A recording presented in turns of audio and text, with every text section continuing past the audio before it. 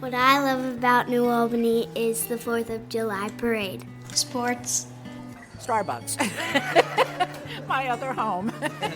Very supportive to my business, and I think businesses in the area kind of all look out for each other. Everything. Everybody ready? Go. Ready as we'll ever be. All right. Welcome to White Fence Living Momcast. Irene, thanks for the title. Absolutely. Momcast version.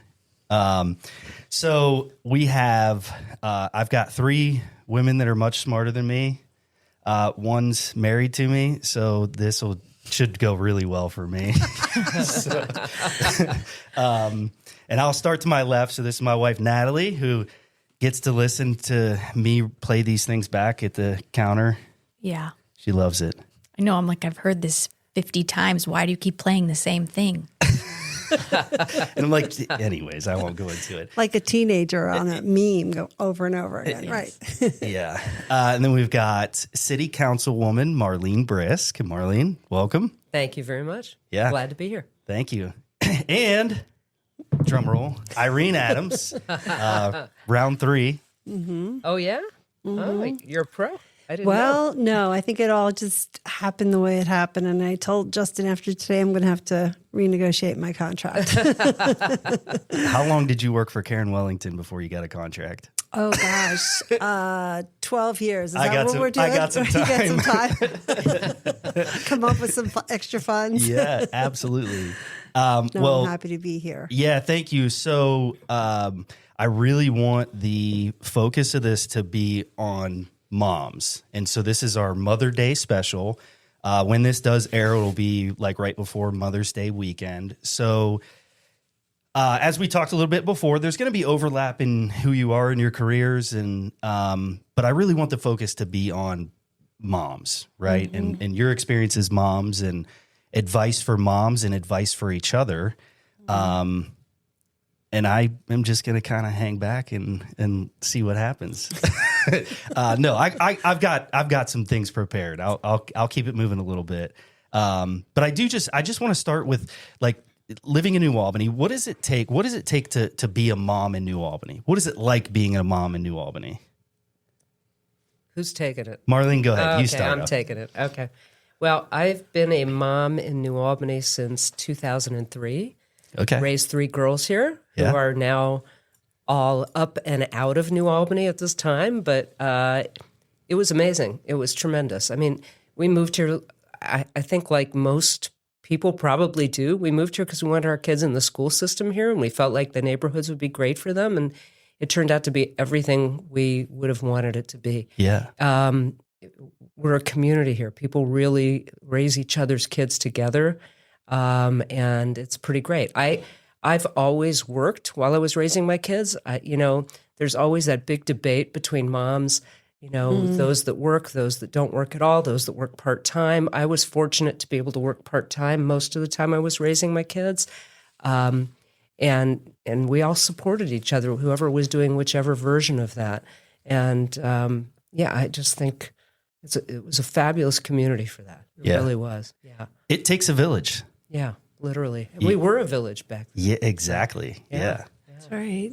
Forgot about that. Yeah, it absolutely takes a village. And I kind of have the same sentiment about it. Like, so that was how many years ago? So 23 years ago. It looks different, but I feel the same way. Natalie? What was the question? Hello. You feel like it takes a village, right? Like how often is it like? Yes, definitely. We rely on all of our kids' friends, parents, and my mom helps us a ton. Yeah. Definitely. We could not do it with other people. I don't do it now with people, so it's I'm forgetting kids and stuff. Didn't I just did it the other day. I pulled in the driveway and you're like, "Are you going to go pick up Sierra?" And I'm like, "Oh yeah." Get back in my truck, go pick her up. Yes. I did my share of that, trust me. The kid going, "I've been sitting at the bubble for an hour." Oh yeah. I knew that. That's great. Well, your experience? Probably a little different because I am not from Ohio originally, and the adjustment moving from New York was different, and all of my family and friends were still back there. So to Marlene's point, I had to make community and friends that became family, right? Who would pick up your kid when you had an emergency or when life happens and you need that person to kind of jump in. So, we've met the most incredible people. Our kids, however, wound up going to the Wellington school at one point. We've been in and out of the school system a little bit. Yeah. And I think that was tough for us, but it also, we were 100% sure, both Ted and I, that we were not leaving New Albany, regardless of wherever our kids were going to go to school, how we were going to support that, what that looked like. Yeah. And if you talk to anyone in New York, like if you're in the car for half an hour, that's a usual day anywhere. That's just go pick up bagels, right? I mean, what are you talking about? So I think it was interesting to kind of take that mindset here in a smaller community and see what that looked like. Yeah. Like back in the day. So It had to be an adjustment for sure. yes, it was for me. But I liked it because it felt very safe and it felt like surprising a lot in a lot of ways, because even my sister, who's lived in her community for many, many years, she can't walk half a mile outside of her house and be in a park Yeah. and walk on a walking path or, go down the street and meet a group of girls and go on a bike ride. It's just a very different dynamic, kind of the location of New Albany also. And I think how that feeds into like being on a northeast side, like we're in the outer part of the busier part of Columbus and Columbus at large.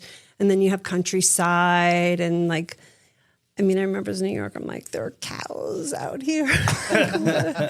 No cow tipping. No, Right. No, I haven't tried that That was yet. the reputation of Columbus. Natalie wants a cow. She really wants us to get a cow. I would like one, but it probably won't ever happen. Never That's a say first. never. I've heard chickens. I've heard a lot of things. I have not heard cow. We have We have chickens. chickens. Yeah, Yeah. we have chickens. Oh, because we're my on the gosh. furthest. We're one of the last homes in New Albany schools. Mm-hmm.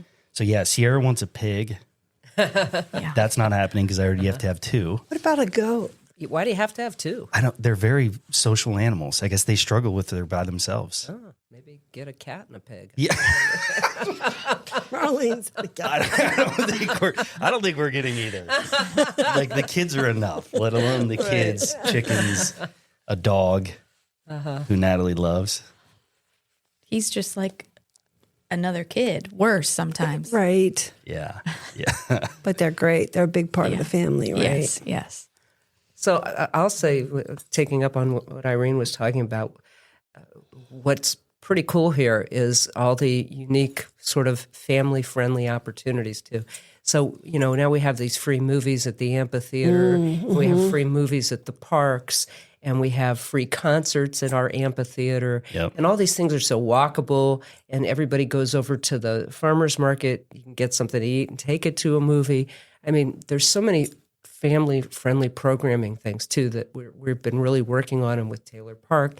And there's a survey out there right now. We're going to do a great big park over at Kitzmiller, and they're asking, there's a big survey out now for everybody to say what they'd like it to be, but our other parks are sort of more passive, Rose Run and Rose Run 2. Yeah. This can be the really active one with major playground and that sort of thing. Oh, going on. nice. Yeah. So, that is nice. so it's just, I feel like we just keep getting better and better too, and I talk to the young families and it's pretty cool Yeah. to see what's happening. The community part was always there, but now there's also a lot of fun things to do. For me, my favorite part, though, I got to tell you, was things like the 4th of July parade. Yeah. It was like my kids have that really great memory of Founders Day and the 4th of July parade and being able to just go hang with all their friends, and we could walk up to this stuff and, run into everybody you've ever met. You knew everyone, because of between your kids or whatever. It was just such a great way to raise our kids here. I think about all that, and it makes your kids want to come back, hopefully, and you have that sort of generational thing starting. When we first moved here, the joke was everybody would put up a graduation sign, and then the next day for sale sign. It's like, okay, I don't have to pay for the schools anymore. I'm out of here. But I think that's really changed because I think the kids are coming back. Yeah. Now they want to raise their kids here, so then the grandparents want to be here, and people stay. And it's just, I love that about what I see happening with the community. So Yeah. On the events, like our kids love the 4th of July too. Yeah. It's definitely their favorite. They look forward to that every year because we're in the parade with soap and water, and they just, like you said, they come and see all their friends, and they can hang out and kind of be on their own. right, So- right. Yeah. And you just do that's that community thing again. You feel safe about it. You know that their friends' parents are looking out for them as much as you're looking out for their friends. And it's just Yeah. I like that point because I think that when you're in the parade, right, and you're recognized by your neighbors, I mean, it's kind of a funny thing. It's like teaching your kid community without teaching your kid community, right? It's like tripping into it. So there are things set up in the community, and to your point, all walkable. I mean, it'd be interesting to find out what the actual distances are from each of the communities too, like downtown. There is Market nothing Square. more community than watching my kids try and pelt their friends with candy. During the parade. Oh, you haven't seen me do it. Well, you're invited. I've actually thought I might get sued a couple times. I get a little too heavy-handed with the candy when I'm throwing. I'm sorry to interrupt because I No, think that was a good yes. point. Is like, yeah, it is really neat. Like, what is the distance from each of the communities to those Right, events? And all right. of the events, they're all pretty much centered around the same space. Sure. Or Right, space is. right. Sure. Yeah, that would be neat to see. Yeah. And we just laughed because back when we moved into Pickett Place, it was kind of like the downsizing empty nester community. And now there are kids everywhere. I mean, I can't pull out of my driveway without looking 1,000 times, barefoot, running in the streets, climbing the trees. I mean, all the things, Of course, I'm the mom. I'm like, hey, your kid's really high up in the tree. Do you want me to give him a ladder? Like, I don't know. Because my kid by now would have been down with broken leg on the ground. Yeah. So I just love seeing all the activity and action, that just is that how we kind of grew up, Yeah. like to your point where it takes the village to kind of keep eyes and ears on everything that's going on. It is. It's awesome because it's constant of like, oh, I saw, getting rides or, just I know that you're with them and their parents and between all of us, like just being around. There's somebody kind of always keeping an eye on them, which is really neat. Yeah. I hope that as New Albany grows, that's something like we can, cling on to, I mean, I think we're heading in the right direction. Yeah. I think people here want that, and they make it a priority. And I think, I think it comes through. I really do. I really do. Yeah. And I think the way we all socialize together with all these things we talked about, I think makes a huge difference. When you know each other, when you're out and seeing each other, you support each other. It becomes a thing. Like I said, I knew if I had to be at an office meeting and my kids were somewhere, I wasn't worried that because I knew all the other parents were going to look out for them. Yeah. Which was a really nice feeling. And I think that kind of thing doesn't go away easily. Yeah. So- Well, and to your point, probably get stronger, especially as people come back. Mm-hmm. And I've done some episodes with some like original New Albany people, and to their point, there's a lot more than you think. There's a lot of people here that like are generational New Albany folks that didn't go anywhere, Right. which is neat. And that's Well, and so, I mean, I'm at a point now. So my oldest is 33. I've got a 33-year-old daughter, a 30-year-old daughter, and a 24-year-old daughter. All New Albany graduates, all were here for many years. And a number of their friends have gotten married or starting to have kids, and they're moving back into New Albany. Yeah. And it's really cool. I hope mine will do the same, but so far no grandkids. Oh, well. But quite jealous on that, but it'll happen someday, maybe. But for those that are having it, a lot of those kids are coming back to New Albany. Yeah. And I love it. These are kids that I've known since they were toddlers, and I'm watching them move back in and raise their kids here. Yeah. And it's just, you can't buy that. You can't make that. It's something that just has to organically happen. And I think it happens because people have that psychological tie here, that emotional tie here.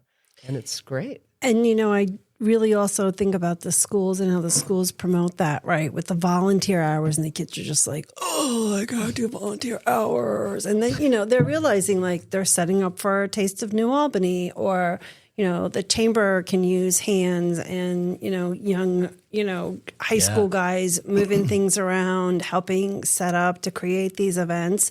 They learn about the event planning. They learn about the timelines. They look at what the teardown looks like, and they're like, well, I'm going to stay in school and work really hard because I don't think I want to do this for the rest of my life. You know what I'm saying? Just kind of like that ability to have experiences when you're younger that last with you. And, I think I saw the other day on socials, I think I saw a picture of Craig and a gal who graduated from New Albany High School who now is helping run something with Meta. So again, it was like That's a full awesome. circle. I know who you're talking about because I can't think of her name. I apologize, but I saw it out on the socials. I don't know her married name, but Amanda Miller. Okay. Because again, I've known her since she was like in second grade, and now she's contacted me as the Meta representative here. Right. There you go. Very All cool. right. That's neat. Very, very cool. So you said something that you were talking about, like the grandkids, hoping for grandkids, and I couldn't help but think like, and this was intentional, but I think it's a good segue into it. You guys are all kind of in different places, and I feel like young mom in the chaos of it could use some advice from the experienced moms. Oh, wow. So, young mom, how old are your kids? The oldest is 13. It's boy, girl. So 13, 12, 9, and 7. Well, you have your hands full. Yeah. Yes. Yes, you do. Yeah. You're always like, I thought it was supposed to get easier. Yeah. Everyone, like when they were babies and you're in the grocery store and someone will be like, it'll get easier. And then now they're older. I'm It'll still get waiting. easier. I'm like, is it ever gonna- yeah. Marlene's not being helpful. Well, I feel like it's never Sorry going to to get tell easier. you, but get that out of your mind. Well, thanks. You're like the only person that's told me Yeah, that. we're going to tell you the truth, and you're not going to like us. Right? She will. The more truth she hears, the more she'll like it. You know what I think is funny? I had a young friend that I used to hang out here with for years. I met her when we joined Lifetime Fitness, when there weren't really a lot of active gyms around here in the New Albany community community that were built yet. And so we traveled over to Easton, so far. And we joined the membership there, and my kids were literally in carriers. My older two are 17 months apart, who are now 28 and going to be 27.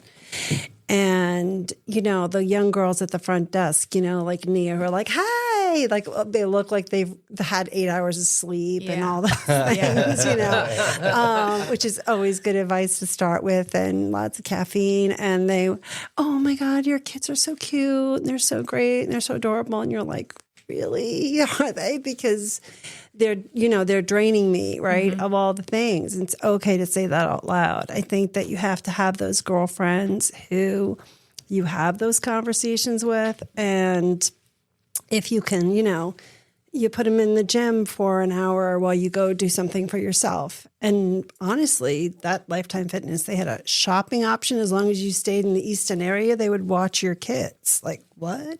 Wow. So that became, and actually we wound up having somebody really great who worked there, who wound up coming to work like as our babysitter. Oh, wow. He was already CPR certified. I mean, it all lined up. So I felt super lucky. But I remember this young girl that I met, and she always wanted to be married, always wanted to have kids. And she was kind of like, what's it like to be a mom? And I thought about it, and not trying to terrify anyone. I said, you know what? Because I was in the thick of it then, right, with the two littles. And I said, I think when I first became a mom, because I was like the youngest of all my cousins and everything, so I'd never like changed a diaper, I'd never been around little kids, I didn't know about sleep issues. I didn't, how do you prepare someone to take care of a human? So I kind of was like, well, I think so far, everything I've learned, it's brought out the very best of me and the very worst of me. Like, if I'm being really honest, it'll test, right, everything in your being.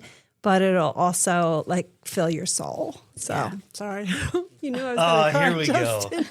go. I knew there wasn't enough. You do that every time too? Yeah, she's had me cry. Oh no. So, it does though, right? Because, and you can hardly even explain it sometimes, right? And Natalie will cry if she sees somebody cry. So Okay. I'm not going to look at it. she's like, I'm not making eye contact with Irene. Well, because I think that's right? It's just like, that's the joy of it, being a mom that keeps you going. When you see your kids thriving, you see one of your kids helping one of your other kids, or you see them, Yeah. and then you've done it. Then you're doing it right. I mean, No question. I don't think there are right or wrongs, but again, all these years later, there's always challenges. You're always a mom. And anytime your kid is hurting, you're hurting. The saying, I'm sure you've all heard, you're only as happy as your least happy child.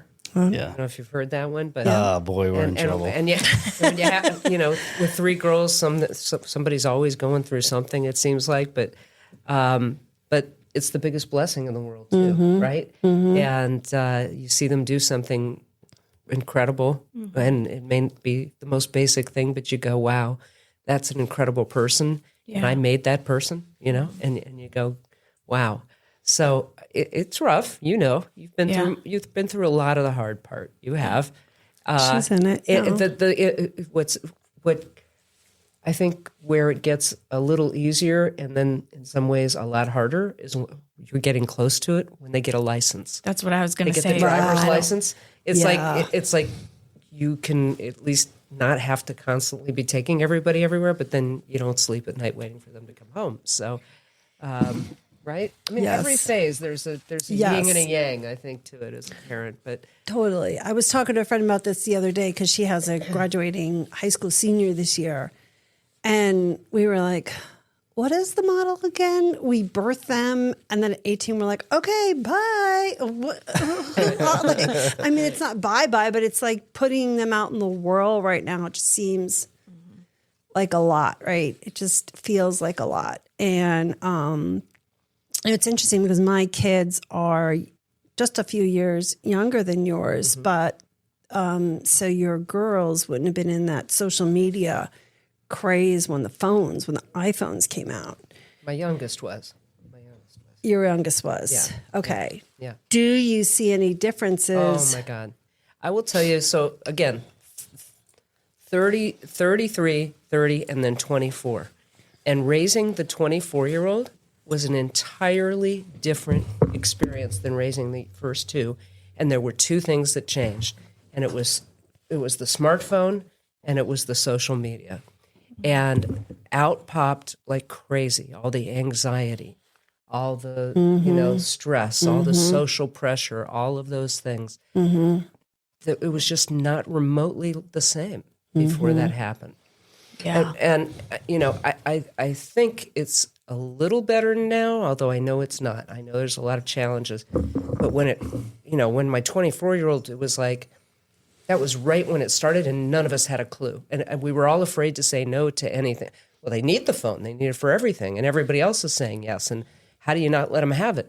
And nobody had any rules yet at all, But it changed raising kids dramatically, I think. 100%. And I just, even my daughter, when she was in high school, she did a complete presentation on like the addiction aspect of the phone and what it actually, like what it triggers in the brain. You don't want to hear that. You don't I want to need hear that. I need that. You do not hear My son wants a phone so bad, the 13-year-old, and I never want to get him a phone. We fight about this every day. Hold tight as long as you can. Dad over here is like, he might eventually need one. I'm like, he has a watch. I'm soft. I'm like, he can call me. He can call me. We can see where he is on his Apple Watch. Right. It's good enough. Natalie's like, you've been saying 16 forever. I don't ever want him to have a phone. It scares me. Yeah. He doesn't need it. He can use his friend's phone to call me. Sure. Good for you. Yes. I'm serious. I really am, because I didn't have the backbone, that I wish I had it sometimes. I think if you can do it, I think you gotta stand by what you believe. Whatever that is, you gotta just not apologize for it, stand by it. I think one of the things that I learned most about my kids is they were in that age group that you're hitting now with the 13-ish. Yeah. They need you to have rules. Yes. Like there were times where I found that when I Yes. grounded my kid, they seemed actually happier all of a sudden. It was like a relief. It was like see that. all that social pressure that they were feeling was taken away because it wasn't in their hands anymore. My mom and dad aren't allowing me, so I have to just be, not do that right now. They need those rules. They need you to be, consistent and stand by what you believe. I agree with that. I feel like it's very challenging also because sometimes, you find this friends group and then even you as a mom are feeling the pressure, almost like the peer pressure the kids are feeling of like, well, all the other parents are letting their kids like, what's wrong with me? Kind of moment. And, you second guess yourself when you're a young mom, I think all the time. And I like Marlene's point about stick to what feels best for you, right? Because I remember my kids, the phone was out long enough that there was this contract that they had online of like, I think mine were 16 and 15 when we got the iPhones, and they had to sign the contract. Your birthday is your passcode. Never change it, or I will cut off your data forever. Like those kind of moments, where you're like threatening them, but handing them something that's an adult that even some adults can't put down. Let's just say that we all have those friends too. But, I grew up with like somebody flashing a porch light and my mom ringing a back door bell, and that meant I better come home for dinner or I wasn't eating. I mean, that was basically the beginning and the end of it. There were consequences, like to your point of being able to draw the line and having your own rules and guidelines. I also had friends who were like used it as like in the beginning as like a reward system. If you do an hour of reading, you can have an hour of iPhone communication with your friends. But at this point, just like, when you couldn't call someone's house past 8 or 9 o'clock at night because bedtime stuff was starting, there was a cutoff time. You have to turn the devices in, and mom and dad are putting their devices with your device, and they all stay right here until the morning. Yeah. Like, period. So setting the example, too, as a parent, right? Just not, you have to be on your phone a lot, but with your work. But how do you feel about me being on my phone? I'm not setting a good example. No, because the kids even say, they'll be call like, me out. Yeah. But we've also made it a point of emphasis, like that, that social media can be a bad thing, and that too much time on your phone can be a bad thing, and trying to teach them, why do you want to be on here and just scroll? Because it's instant gratification and dopamine's released, and it's addictive, and it like just crushes your attention span. And but I am I'm definitely the one that would like, all right, you can play on my phone more. I think if I had to do it over again, I would get very creative with it, and I would set and stick to those guidelines of, the hour of reading, or all the homework's finished, or like set this end. It's like a this end thing. And I think it's a way to just teach them about balance in life, right? You have to have that balance. So if you say you do all these things and then you can have that time and get creative about how they use it, right? And just, these are the apps, these are the parental controls. What's there something called Circle? You can even just absolutely turn the device off. So even if they try to sneak down and get their phone in the middle of the night, it's turned off. It's not connected to the Wi-Fi. There's smarter, newer ways to kind of limit the use, I think. And so maybe that's something to think about. Or, every week we're going to sit and look at the pictures that everybody took on the phone this week and talk about what like your happy memory was. You know what I'm saying? Like as a mom, you've got to like, they'll be like, oh, okay. Like, look at that picture of my new pig. Sorry, Justin. Sorry, I think you kind of too, though. You're talking about. I think one of the things that happens is we as parents have our own peer pressure, right? And so hopefully, if you can find parents that are like-minded, and you can talk to each other and say, what are we all going to do? Yeah. Because it's a lot easier if your kids' friends' parents are, They're On the in. same making page. those same kinds of statements. And I found that challenging because a lot of parents were much more willing to just let their kids have at it. And that left me in an awkward place. But that's where I came back to what I said to you, stand by what you believe in regardless. I found that my daughters, and I don't know, I think this was fairly universal. I think you're getting close to that too.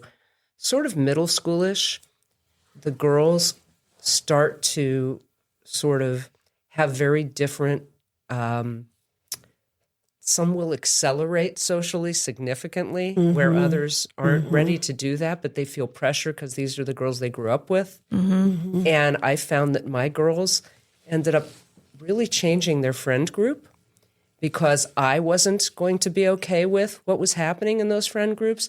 And I think, again, they felt some sense of relief of getting out from under it because mom wasn't going to let them. And they found friends that weren't accelerating quite as quickly, for lack of a better term. I think we all know what I'm saying here, absolutely, right? Absolutely. You know what I mean?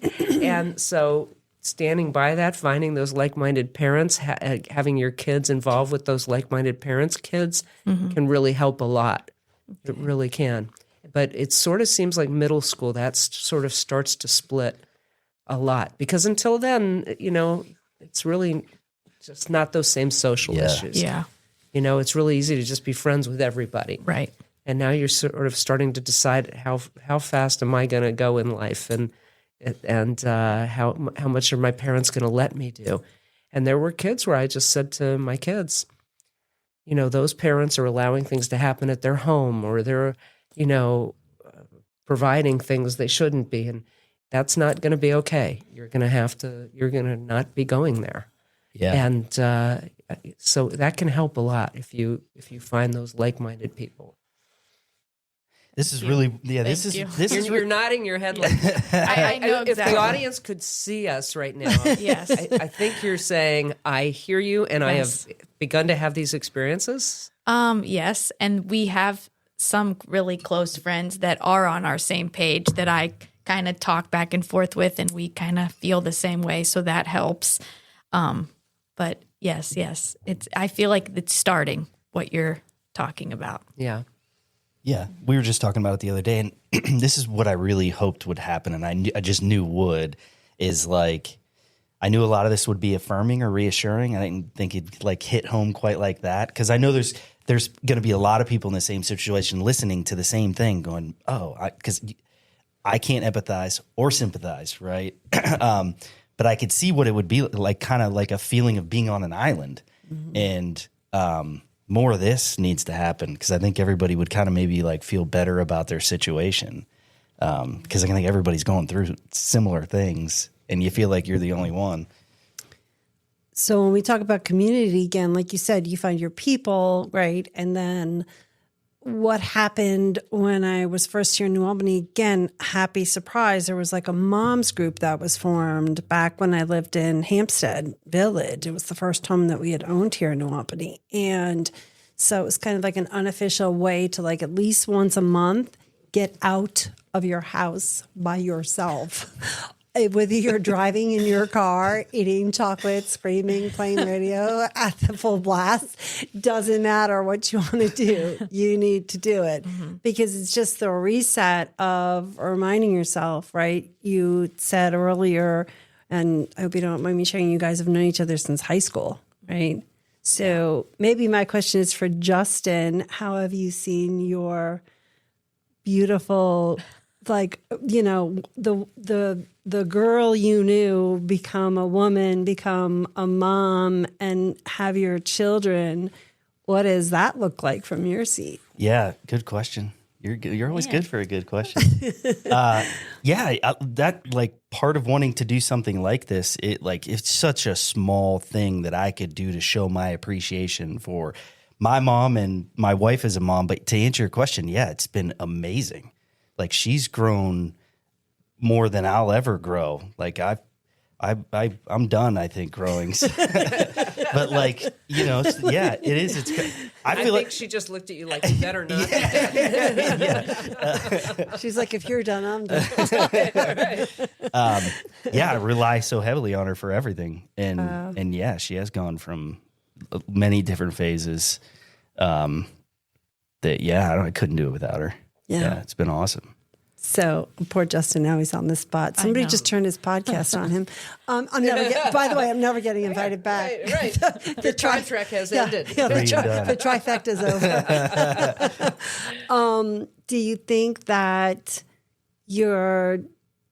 it's hard, right? Because these guys, I think even my husband struggles even now saying, you know, well, they like talking to you because you're their mom. And it's kind of like that default of, you know, who else is going to hug you like your mom? And, you know, so I think I've had two different friends that I've learned a lot from. One would have her husband try to take each child out individually. Now that logistically can be super hard with sports and activities and life in general. Yeah. But each child individually, like even it was just, hey, you and I are going to walk down to grab coffee, or you and I are going to run this errand together, or whatever it is.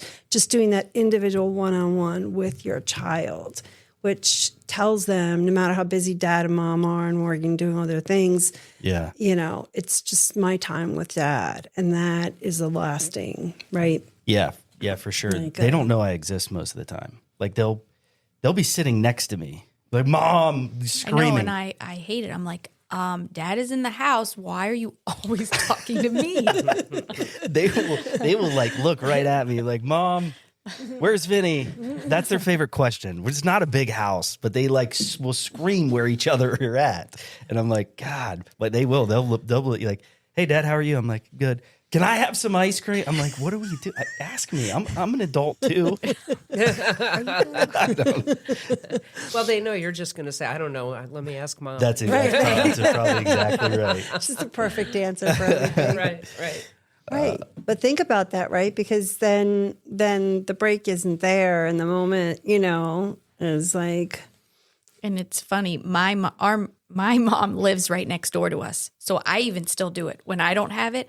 Go ask Di. They call her Di. My mom's name's Diana. I don't know why they've never called her Grandma, but I'll just say, push it off to her. Go ask Di. I love it. Oh yeah, it's just I love it. Rolling downhill. You have a default person. Right. That's a blessing, having your mom next door. That is great. That's really great. Yeah. And it's a great example you set for your kids, right? About those relationships. Yes. I think that's something that, you know, my parents passed quite a while ago, but I've had a really good relationship with my in-laws. It was always so important to me for my kids to see the example that I set in terms of that continuity of family and that respect for the generations, and hopefully it continues for us. Yeah.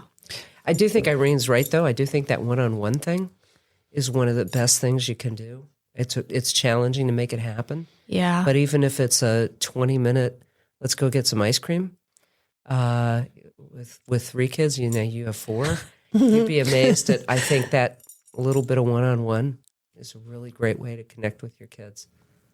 You're talking about leaving the kids at home and her and I go get ice cream? No. Yeah, they'll really connect with each other. That's a different episode. We do. I feel I'm like talking we do stick 3 of them with him. Yeah, now you're talking. Just one. Yeah. We do that, even if it is like for 5 minutes for, I don't know, like I'll just do my older daughter's hair and it's just me and her in the bathroom. That's just great. little Those things are like moments, that. right? Yeah. You said that your parents have passed, but I think maybe like as we like, I don't know, when I think of Mother's Day, I think of like and now as a parent, I think of my wife as much as I do my mom. But what about as a mom? Mother's Day, you're kind of celebrating yourself, but obviously have a mom as well. So what's that like? Well, you can start since your mom's right there. Like what? I mean, so during Mother's Day, do you feel like it's a big day for your mom, or do you feel like this is my day? Like I'm a mom now. I mean, no, it's not really that important day for me. I feel like we do the same thing. I still do the laundry. I'm still doing this, even though I wake up and everyone's like, don't let mom do anything, but I'm still doing everything. That lasts about 10 minutes. Yeah. If that. Well, So if you I don't do try it to today, you're just doing it tomorrow. So right. So I guess I try to just pay more attention to my mom. Yeah. We try to just have dinner, something small, Yeah. but yeah. My mom, like I said, my whole family was in New York. So occasionally I can remember a time when I would, fly home and surprise her for her birthday or for Mother's Day or something like that. So,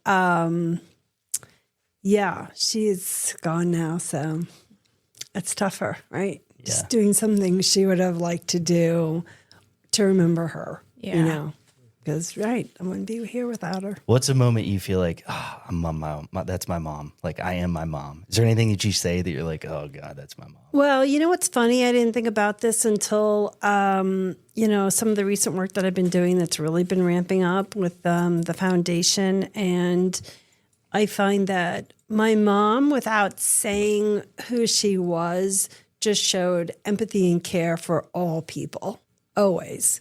Didn't matter what situation. She had a lot of grace about her. And that was a beautiful example to grow up around because she was super empathetic. And I think, she instilled that in me. I didn't realize how much until I started seeing things in life that I was like really actually drawn to how do I help? How can I make a difference? How can I, she was a nurse, but people wound up calling her Dr. Dottie unofficially because anything medically related, it was always my mom getting a call, helping someone in the community. And so I think that's nice. I think it's nice to know, be known for somebody who can be that person in your family, plus kind of authentically that person, while your family's around. Like we just expected my mom to be.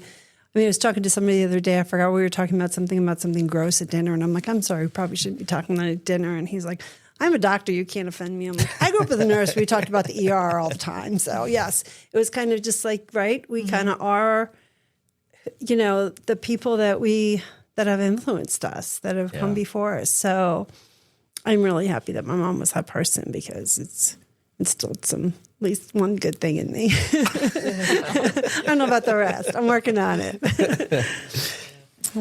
I didn't really, unfortunately, my mother passed when my older two were just 3 and 1. So, so we didn't have a lot of Mother's Days together. But I think I honor my mother in, I know what would have mattered to her. And I know that at all the holidays, Mother's Day, all those holidays, that it's about our family, connecting with my siblings still, having my kids understand the importance of family is what it would have been about for my mom. And so I'm honoring that. And and that feels good, I know I'm so much like my mother. It's really scary, but it's been 29 years since she passed. Wow. And there's still some moments where you forget. Do you ever, I'll forget and I'll be like, oh, I can't wait till mom hears this. Yes. It's amazing how still to this day where you think, yes. I wonder what mom would think. Yes. Or I wonder what, how she would have done this. And you find yourself going, oh, you know what? I think I'm being true to what my mother taught me without her words, just, who she would have been in the moment. Yeah. And you feel like you've passed that, hopefully that same thing to your kids without, it doesn't have to be a lecture. It's how you live and how they see you live. And they go, hopefully one day, oh, I'm living that way too, because that was a good thing. Yeah. I like the way you said that. That was very authentic. Yeah. Very genuine. You're a lot like your mom. Is she? In some ways, yeah. I think so, yeah. What ways do you think you are? And what ways do you? Frugal Yeah, / my cheap. mom.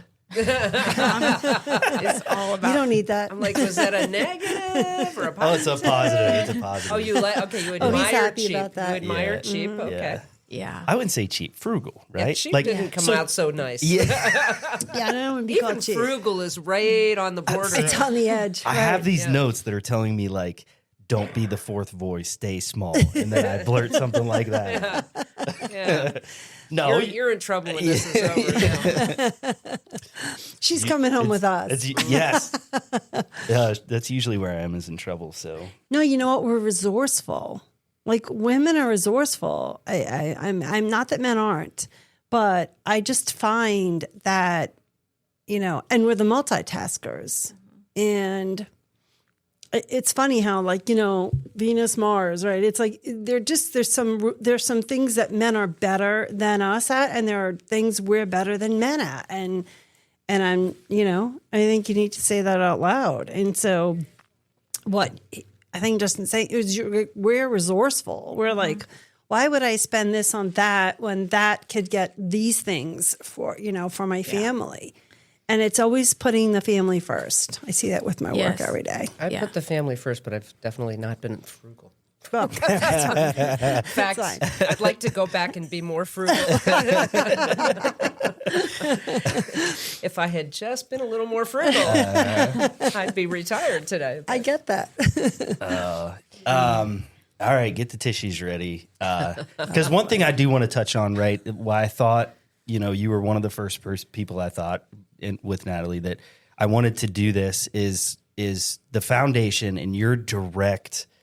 Like, if anybody can relate or understand why moms should be celebrated, it's you, because you get to see them in the craziest of times, whether it's, through. So tell me what kind of advice or why Mother's Day should be so special, or celebrating moms and the foundation and what it gets to do to kind of, to do that. Thanks for that question. It's kind of interesting. As I was thinking about the podcast, I had a very quick turnaround for a gift delivery.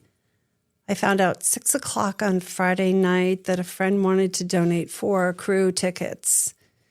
And this is somebody who's already donated funds to the foundation, but wasn't sure, like, could this still work? And I'm sorry, it's the last minute. And I'm like, never apologize. When it works, it works. And that's what I found to be true. So I called my partner in Minnesota. We'd looked through the list of nominations that I have now, which are more than I want to see. And we found a 26-year-old girl who is my daughter's age, who just finished chemo. And it's the first time she got approval to go outside in like a crowded space. And we called her and she said, I would love to go to the game. That is so nice. Like, she couldn't believe it. I mean, you really was like, she took her boyfriend and her 2 friends. These were great seats that my friend donated. We gave her fun money to spend. And she sent me pictures on Saturday. So by Saturday at 12, she had the tickets in hand. That was the turnaround time. And, sometimes in life, I mean, Justin and I have talked about this, just that showing up and how we show up. And sometimes you're that person, right? Because your neighbor, you're bringing in your trash can or something, your neighbor stops and is having a hard day and starts talking to you. And sometimes you're that person because you're in the community and people reach out to you all the time about New Albany or city council or issues. And I think that, it's not unique to me, but I appreciate what you're saying. But yes, I am in a spot now where I see women. There's a famous interview between Anderson Cooper and Stephen Colbert that talks about grief and loss. And I don't want to misquote him, but those are the things that connect us at the very human level. Whether we're moms, whether we're dads, we're just people. And Stephen Colbert, who most people know, lost his dad and his 2 brothers in a plane accident when I think he was 10, said that until he decided to embrace loss in his life, he said he had to love all the parts of his life to fully live his life. And I think that's what we don't talk about enough out loud, right? Like life is not just going to be great because we live in New Albany, or great because we pay better taxes, or great because we can walk to the amphitheater. It's just sometimes it's leaning into that. Again, this is where my mom's empathy comes in, right? It's leaning into those situations where somebody doesn't want to hear about that because, it's so sad. But when we can turn that around, even just a little, we remind women that they are living, they deserve joy, they are still beautiful, they are going to be okay. So I just feel grateful that way. It's a reset for me. It's changed me as a person at my core. Yeah. Aren't you glad you asked? I am, because I knew you would have a great answer. And I'm not surprised that you started with like, oh, I'm not special in that. Everybody in the community has done that. But you've done it like an extraordinary amount for that community. So yeah, thank you for sharing that. Well, it's a job that's not a job, but I feel grateful that I've been put in a position to be able to do that. Yeah. And it affects my life every other day. And, sometimes it's making me happy, and sometimes it's just reminding me that there are hard things in life that as moms or, caregivers or empathetic people that we all kind of go through. But at the end, it connects us. It brings us together. Yeah. As you listen to that, is there anything like just being a council member or or mom that you think that like ways that we kind of help? Yeah. So you don't know this, but Irene knows this. So I was married for 32 years, and I lost my husband to cancer, and he had cancer for over 20 years. Wow. So I experienced being a mom with a husband that had a chronic illness. Wow. And yeah, so to Irene's point, you have to learn to deal with the challenges, the grief, the difficulties, those moments, and compartmentalize them, and keep going, and count the blessings in your life. And my children were my blessings, without question. They were the thing that gave me the strength, and that I knew I had to be strong and keep going and being positive for. But the community really came together. You never appreciate a community more than when people show up at those moments. Yeah. And towards the very end, there were people, 3 times a day my dog got walked. I didn't even know who was there. It was just like, wow. People knew the combination and the leash, and knew, and it came, and this community just shows up. Wow. They really, really do, for things like that. But you do learn to, appreciate and understand the good parts of your life, and prioritize and compartmentalize the difficult stuff, and just push through it. Mm-hmm. So I could see Irene was looking at me to see if I was going to bring it out there. That's your story. I did. That's your story. Thank you for sharing that. Yeah. Yeah. So, It's, you moms are resilient. I mean, I can't survive the flu. Like we don't want to talk about man babies. Okay. We know you guys we're aware. I mean, in February, I was ready to pack it in. I was like, I'm done. This is it. Yeah, dramatic. But in all sincerity, people say, "Oh my God, you're so strong. You're so." We all rise to the occasions that we have to in life. Yeah. We do. But children are a real good incentive for having to rise to those occasions. No doubt. Yeah. Absolutely. What advice do you have? I was hoping that we could get a mom to be, and then I realized we're older than we think we are, and we don't have friends that are moms. At least in the immediate. It was just one of my daughters that could have brought. They would just get pregnant. Hopefully the married one first, but yeah. It doesn't matter anymore. Doesn't matter. I can't. Can you imagine being a grandmother? No. No way. What advice do you have for a new mom? Like if there's somebody who's an expecting mother or a new mom who's listening to this who doesn't know what they don't know yet. And I think you've already provided some really like valuable advice for somebody who like us in the chaos. But what about that mom that's expecting, or the new mom? What advice do you have? Well, take as many naps as possible. What was the old one? They said nap when they nap. Oh, good luck with that. Right? Yeah. But I think the best advice is no, you'll get through it. Yeah. Everybody does. You just do. You figure it out. You get through it. I remember some of the advice that I got from a pediatrician that I had such faith in when I had my first daughter, and I was so freaked out about every little thing. And it was like, okay, so she's not getting out of diapers. He goes, she's not going to walk down the aisle in a diaper. You're right. It's going to eventually, she's just going to figure, it's like everything just eventually, it works itself out, and you will figure it out, and you will get through it. Find those people that, again, those like-minded people, support each other, find that community for yourself, but also know it works itself out. You find your way. You just do. Have faith in yourself. So we have 30-year-old neighbors who have their first little guy, and he is just a slice of pie. I mean, if they don't keep an eye on him, he's living in my house because, and he's obsessed with my husband, of course, because I try, to be his bestie, and he loves Mr. Ted. Blows you off, of course. So annoying. Anyway, you guys, okay, yeah. So he's just so much fun. They seem very relaxed for young first-time parents, and I was just so impressed with that. They seem to have a great balance, but again, it's all the models are different, right? It's different when you have one.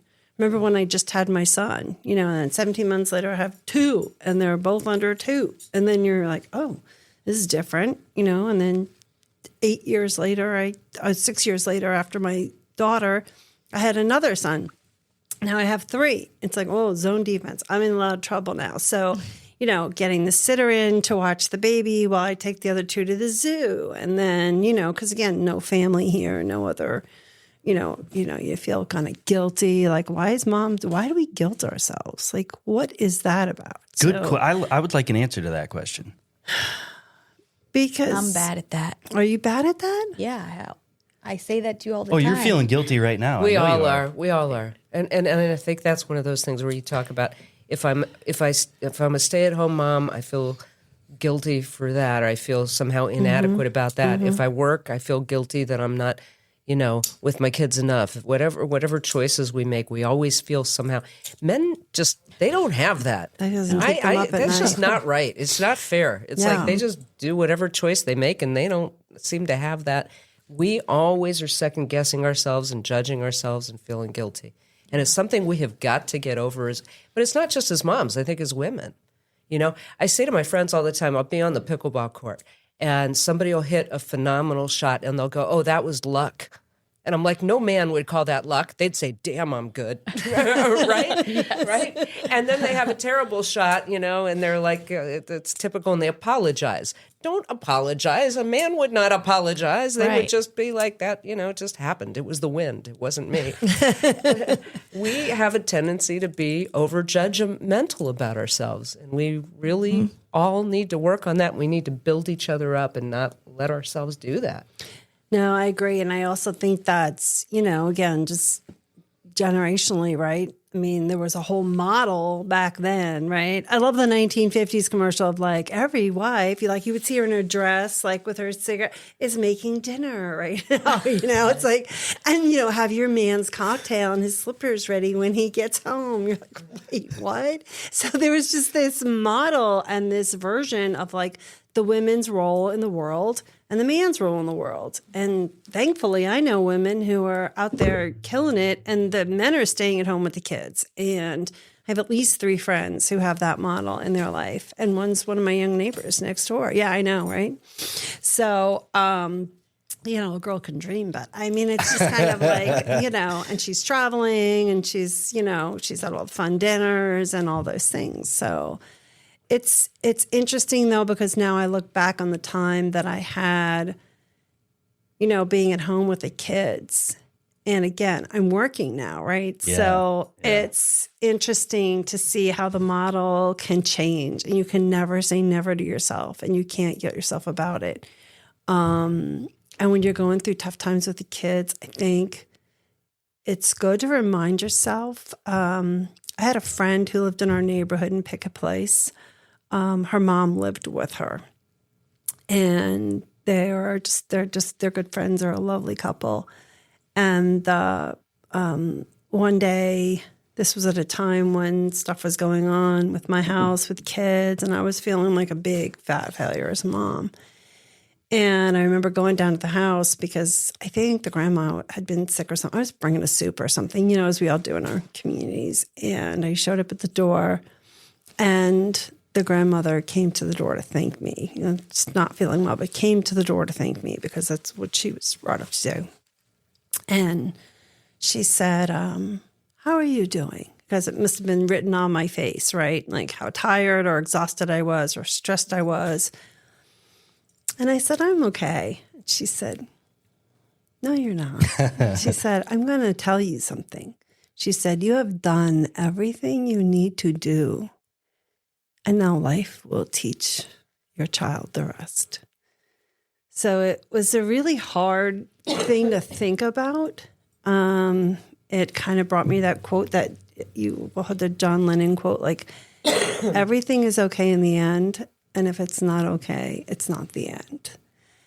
And to ruminate on that and think about like, okay, I'm in this really hard place, but it's not the end until it's the end. And then that's how it was supposed to be, kind of thing. And again, whether it's, your faith, whether it's your friends, whether it's your family, your community, whatever it is, it's guiding you, right? That just has to take you on that journey that we have so little control over. We have to stop apologizing about what we did or didn't do, because it's an accumulation of all those things, I think, together that has taught me just being the person and the mom now that I am, that I wasn't, 28 years ago. Yeah. I mean, I think your experiences keep things in perspective like very well, because I'm sure interacting with the women and moms that you've interacted with at the times that they are in their life, and then you see like the mom who everybody's healthy and they're eating and they're taken care of and they get schools, and like how hard, it could always be worse, right? Just keeping that in perspective. I think when you see all the things, right? Like I said, I've seen one friend who was pregnant and there was a chromosomal problem with her baby, and she had to give birth to her baby so it could pass. So I was really young when that, as a matter of fact, I was pregnant with one of my children while that was happening. Oh, wow. And then I, at 30, had the friend who got the breast cancer and watched that for 10 years as I was raising my healthy family and watching her navigate that. Yeah. So I think those are the things that, and again, I think what we have to stop saying to ourselves as women is just like, none of it is a competition, okay? There's nothing that we're competing with each other on. We just have to drop all of that, right? And that's what the social media is. It's comparing this and that. Oh, your life doesn't look like this, so you haven't been to this country or haven't had that experience. Your kids don't have matching outfits for Easter or Hanukkah. Like, what kind of mom are you? Like, no. And I'm not going to be remembered for any of that, hopefully at the end of my life. So I just think that the guilt and the competition have to just be gone, because it's hard enough to raise kids in today's world and be true to yourself and be true to your values, be true to how you want to see them, be their own people. All we want is their happiness. That's the bottom line for me. Honest to God. Again, I go back to that pediatrician, and he said to me, if you get them to 18 without any irreversible errors, I remember thinking, okay, I can do that. But yeah, you're right. In the end, as a mom, what I want is my kids to be happy, whatever definition that is for them. I've always said, as long as they're not hurting anybody else and they're happy in their life, then I've done great. I've done really great. And it doesn't have to be anything traditional. No, whatever that looks like. Whatever Yes. that looks like.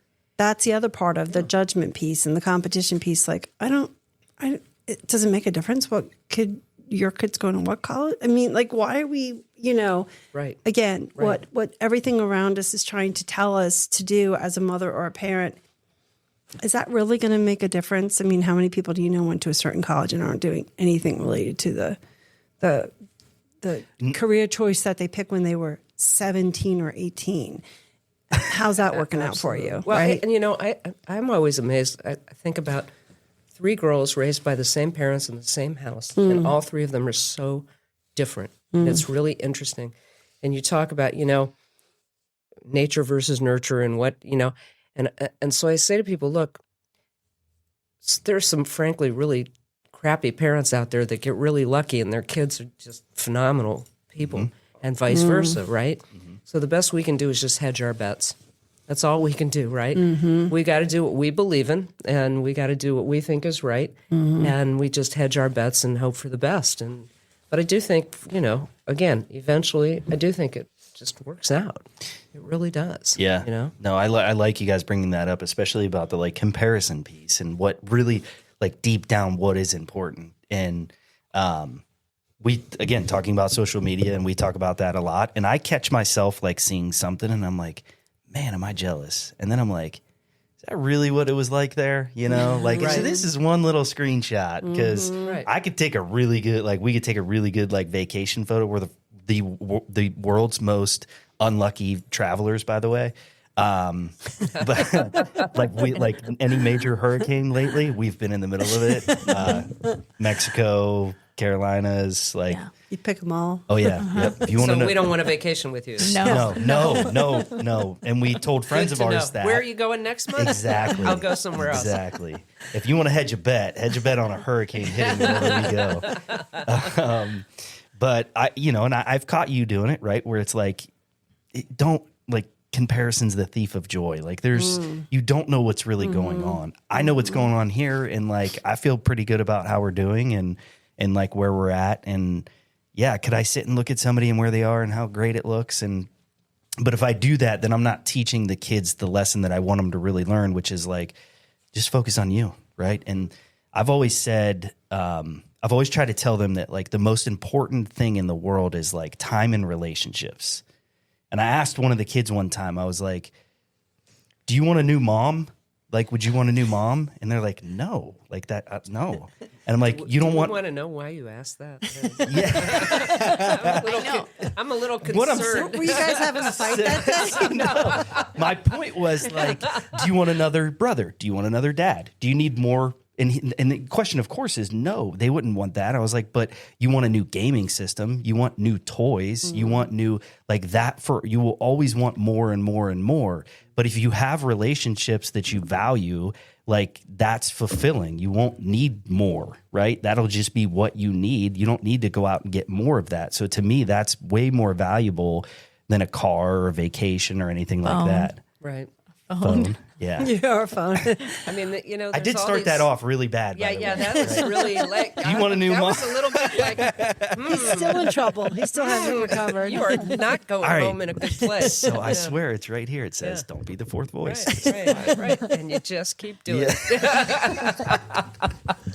it. There's all these studies out there that talk about happiness, right? And we're talking about as moms, the examples that we can set for our kids. And again, you can't change the facts you're given. You can't change your circumstances. All you can change is the way you choose to react to those circumstances and the attitude that you have with them, right? Yeah. And all these studies say basically happiness has to come from within. You have to find your own happiness. Yes. You have to figure out what makes you happy. Nothing around you is going to change that. Yep. Relationships are maybe the one thing arguably that do. But still, if you go into them looking for the relationship to make you happy, it's never going to work. Yeah. You have to have your own happiness. I always said to my kids, and then the relationship is the icing on the cake. But you've got to find you first, right? You've got to feel good about yourself and what you're doing, and go find things that you're passionate about, that you enjoy, that make you feel good. You've got to find that on your own first, and then everything else around that can enhance it. It's great advice. Well said. But I told you, I knew when I started 3 women way smarter than me. Like I didn't stand a chance, and I just proved myself right. No, I really like how you put that. So, man, again, as always, I'm like, we could spend so much more time. I know we got a doctor. Sierra's got a doctor's appointment. Yes. A million things every day. Yeah. Oh, yeah. Been there, done that. But I do want to finish with, is there anything from the foundation standpoint that you like, an upcoming event or anything that you want to like? Oh, thank you. Yeah. If I can just do a quick shout out, I was telling a friend the other day, through a nomination, literally, I mean, a lot of what we say with the Karen Wellington Foundation is the give first mentality, like finding people who have give first mentality. And we have that here in New Albany. As we spoke about in the examples we talked about, I had given a nomination to a friend who was diagnosed. That friend turned around, wound up having a happy hour at her house. One of the women that came to the happy hour recommended me for a giving circle in Gehanna. And I love their model. I think it's unique. I was talking to someone the other day about, like, do we have this in New Albany? Do we need this in New Albany? Women who want to give where there is no funding or lack of funding dedicate $400 a month. $400 a year. And once a quarter, they have a nonprofit come and present. It's called Gehanna Glow, Gehanna LO, local W women. And they started at 100 members. They're at 145 members. So if you win the pitch competition, it's like Shark Tank, but like for nonprofits. Wow. So it was myself and 2 other nonprofits. I'm almost embarrassed to say what the other nonprofits were.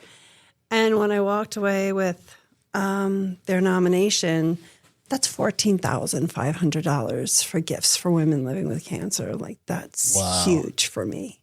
Yeah. That happened this past Wednesday. So that's been sitting with that a little bit. Like, Congrats. thanks. Yeah, thanks. I kind of, like I said, it wasn't anything I applied for or was looking for or knew about. You just went in and made them cry. I just I don't warn myself. It's difficult. No, I just felt that, it brought me back to that whole conversation about how joy is intentional, right? And to Marlene's point, we're going to find it with other people, but we have to intentionally create it for ourselves. Like, what makes you happy. What makes you happy. And making time and space for that as a mom in your life is vitally important. Don't take away from all the hard work you're doing and forget about your own joy. And that's kind of like what this reminded me of. Very true. Yeah. Very true. Council-wise, city, anything upcoming or? I mentioned that Kitzmiller Park thing that, I think that's going to be a big, big family space. Yeah. It's really cool to see how I feel like there are 2 things that we've really expanded on in the 10 years I've been on council now that have been passions of mine, and it's so important, and it's programming. It's all those, so, we now have our official motto, Community Connects Us, which is exactly what we're talking about here today. Mm-hmm. And we try to live that through all this free programming to bring people together, the free concerts, the free movies, the free, festivals, all the different things that we're doing out there to get people to get to know each other and be out. And the parks, the Taylor Park, the Rose Run Park, now Rose Run Park 2, and now this Kitzmiller Park that I think will be a much more child-friendly kind of an active thing. Yeah.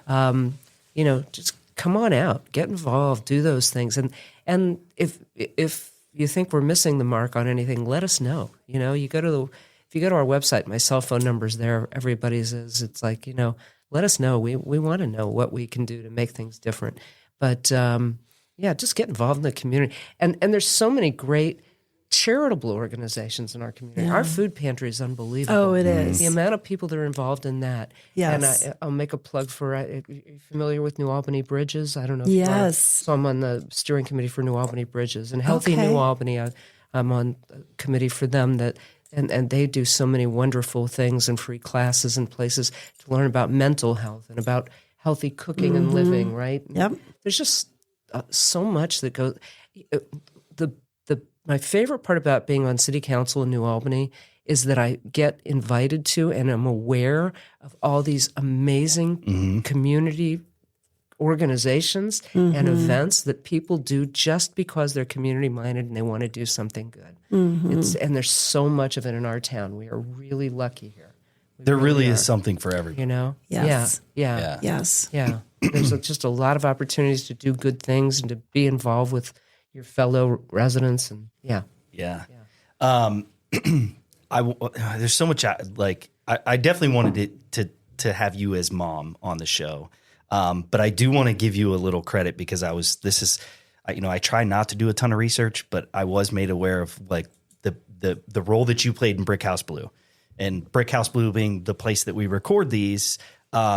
Just real briefly, like that process, or maybe like something specific that you're proud about. But I know that you had a big hand in how this all kind of shook out, or at least I was told. No, that's actually true. So, because in my real job where I get paid, Yeah. I'm an attorney and I work in actually commercial property management. Okay. So Yeah. I work for a company called Schottenstein Property Group, and we manage shopping centers all around the country. Yeah. So when we first started looking at this, they asked me to be on the committee that put together the lease and negotiated the deal, and we went through all this stuff. And it was such an exciting thing to take this huge step for the city because we'd had this incubator out there forever, and it was.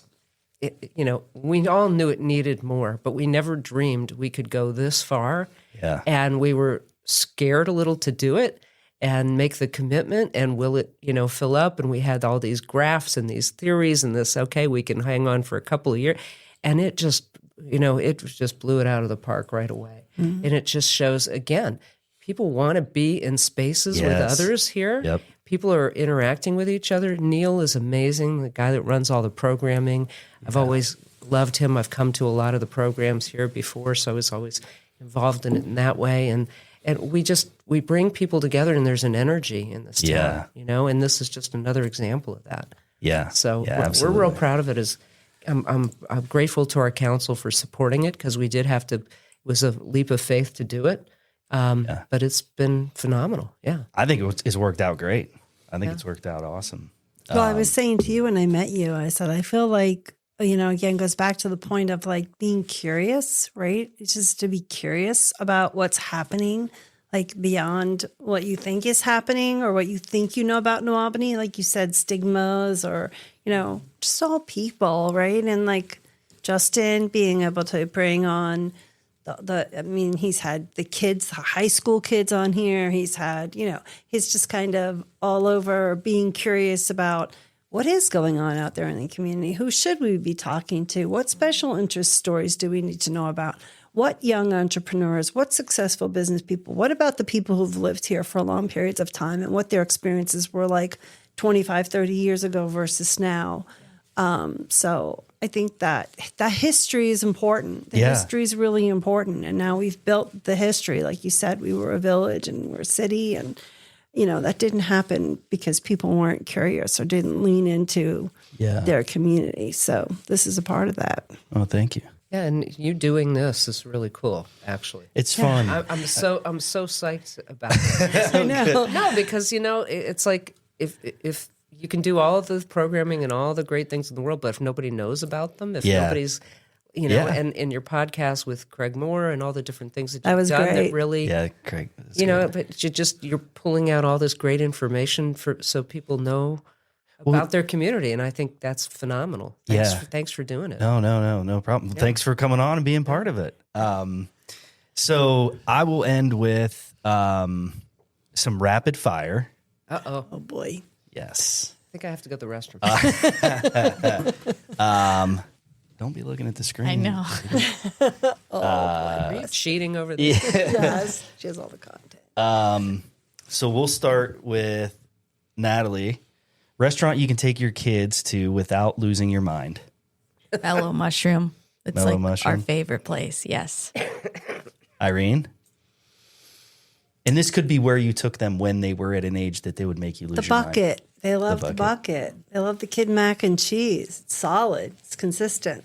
They Yeah. love that. Yeah. Yeah. You know, you can get it as a side and a meal. You can double it up.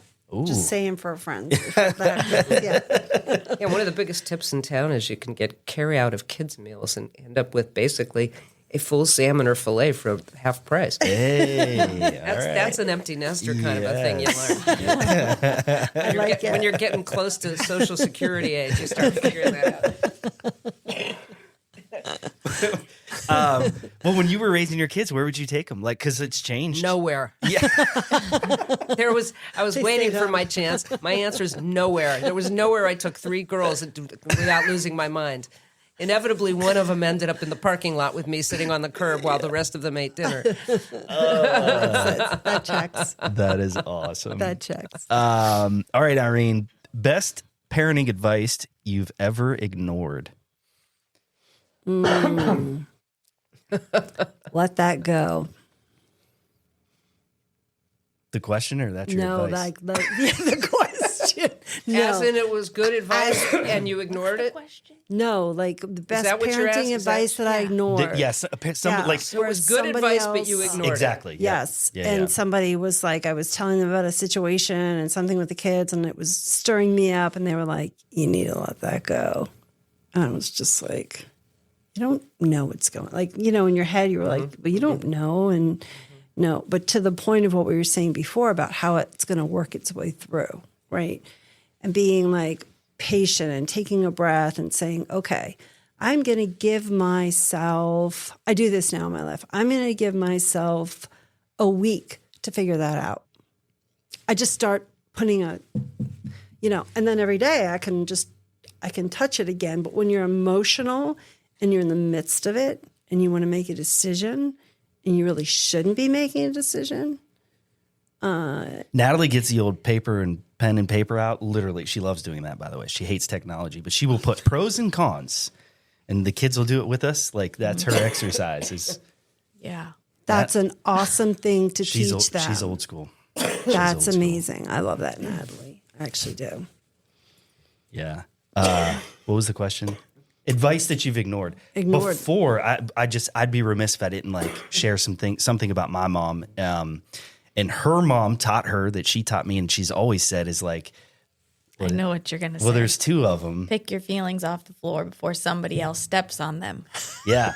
And that was, Oh, yeah. that a lot. That's from my mom's mom. Yeah, she that's what she taught her, and I just remember forever my mom saying that, like, get your feelings off the floor before somebody steps on them. Okay. That's a visual I really can like. I can get behind that. Yeah. All right, so we'll do a couple more. Marlene, best coffee in New Albany. Now you're going to get me in trouble, but I got to say Fox in the Snow. Yeah, good Hands coffee. down, Fox in the Snow. Yeah. I might go Morning Ritual. That's not in New Albany. It's not? I would absolutely pick Morning Ritual if it was in New Albany. Isn't it It's not in the the city. You do know everything outside of New Albany calls themselves New Albany. It's a thing. Well, that's rude. It's a thing, right? It's like you're not paying us taxes. Stop calling yourself New Albany, oh, right? so that's considered like Columbus Ohio proper. State Hospital, New Albany is not in New Albany. Right. Okay, good reminder. Freeloaders. Honest to God. Well, then I would say You know, my. right? I would say sorry. my. Bunch of wannabes. Sorry, Ohio right? State. Right. No, I love Morning Ritual, actually. really I love good. the vibe. And I'm Yeah. really mad you just told everybody on this podcast about it. Because what I love about it is it's never that busy. I mean, it's busy, but it's not over busy. Right. And if it gets a lot busier now, Irene, you're in a lot of trouble with Yep. me. So I'm just telling you. But Yep. And they're going to owe me some advertising money. Natalie, who makes your morning coffee? I'm going to guess. Justin, he makes it pretty much every day. Oh, the answer Yeah. is Does he bring you a cup? Justin's coffee. No, he doesn't bring me a cup. He'll just make it. I did bring coffee to you to work the other day.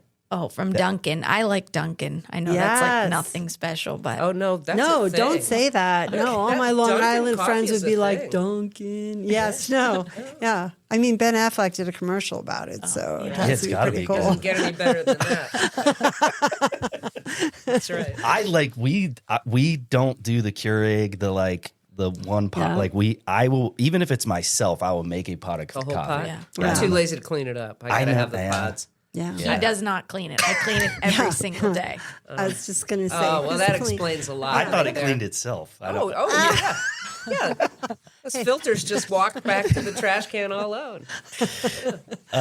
yeah, I don't clean it out. I don't think.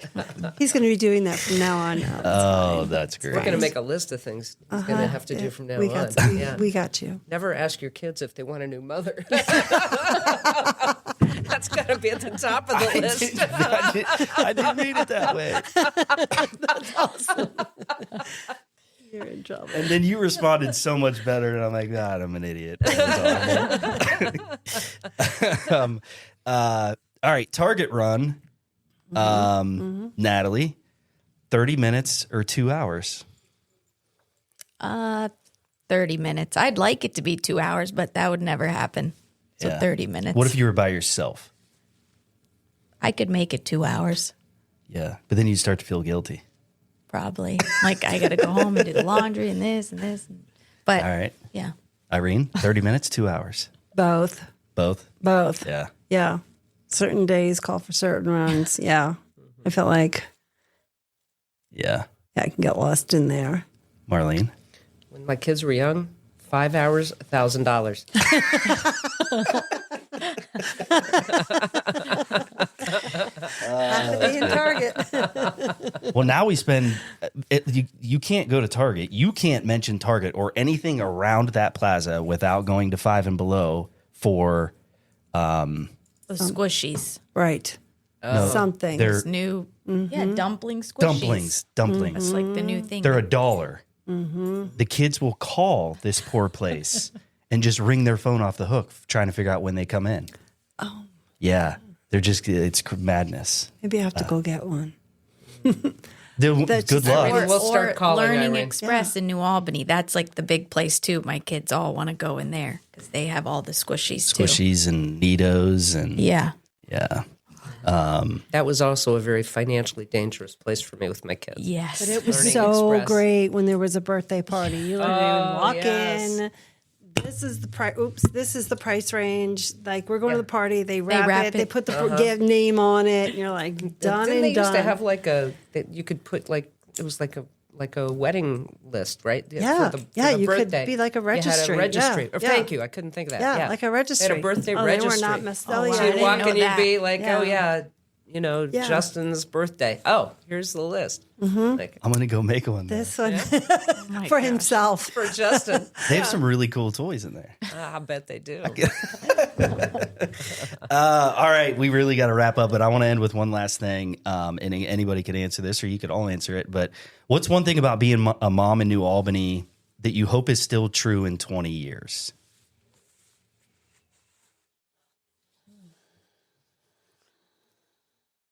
So, when I hope it's still community connects us. I hope, I Yeah.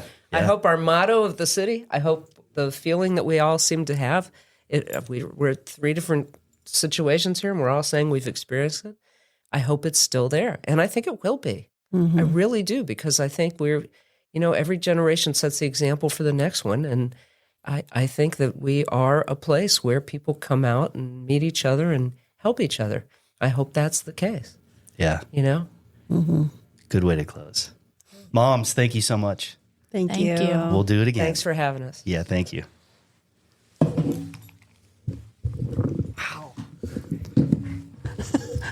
You okay, friend?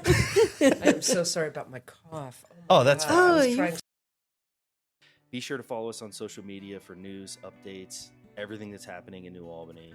You can visit whitefencelivingpodcast.com. Look forward to seeing you on the next episode of White Fence Living. What I love about New Albany is the holiday tree lighting. I love the Heights Center. The walkability and convenience. My favorite part of New Albany is you.